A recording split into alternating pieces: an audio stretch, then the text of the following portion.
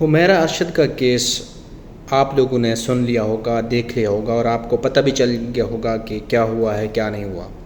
لیکن بات وہ نہیں ہے کہ اس کے ساتھ کیا ہوا کیا نہیں ہوا، لیکن بات یہ ہے کہ جب ہم لوگ اس بات پہ باضد ہوتے ہیں کہ ہم نے رشتہ داروں کے ساتھ بھی نہیں بنا کے رکھنی ہے، رشتہ دار ہمارے برے ہوتے ہیں، کیونکہ اگر ہمارے رشتہ دار برے ہیں تو ہم بھی تو ان کے لیے رشتہ دار ہی ہیں نا، تو ہم بھی تو برے ہوئے.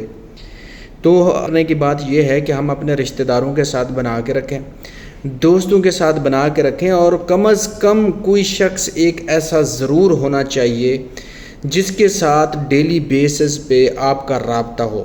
ایک شخص ضرور ایسا ہونا چاہیے. ٹھیک ہے سم ٹائم کہیں اکیلے رہنا پڑ جاتا ہے، یہ میں بات نہیں کر رہا کہ اکیلے رہو. اچھا اس کے بعد پھر یہ ہوتا ہے کہ جب بچیوں کے لیے خصوصی طور پر یہ ہوتا ہے کہ وہ انہوں نے شادی بھی نہیں کرنی ہوتی.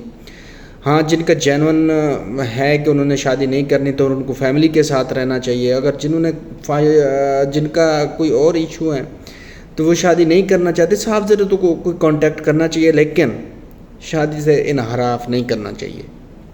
شادی کرنی چاہیے ٹائم پہ، اپنے میاں کے ساتھ رہنا چاہیے، اور اس کے بعد بچوں کے ساتھ رہنا چاہیے، فیملی بنا کے رہنی چاہیے. تو آپ یہ دیکھیں جانور بھی اکٹھے رہتے ہیں، جو مل جل کر رہتے ہیں، وہ بھی اکیلے نہیں رہتے. ہم تو پھر بھی انسان ہیں، تو مل جل کر رہنا چاہیے.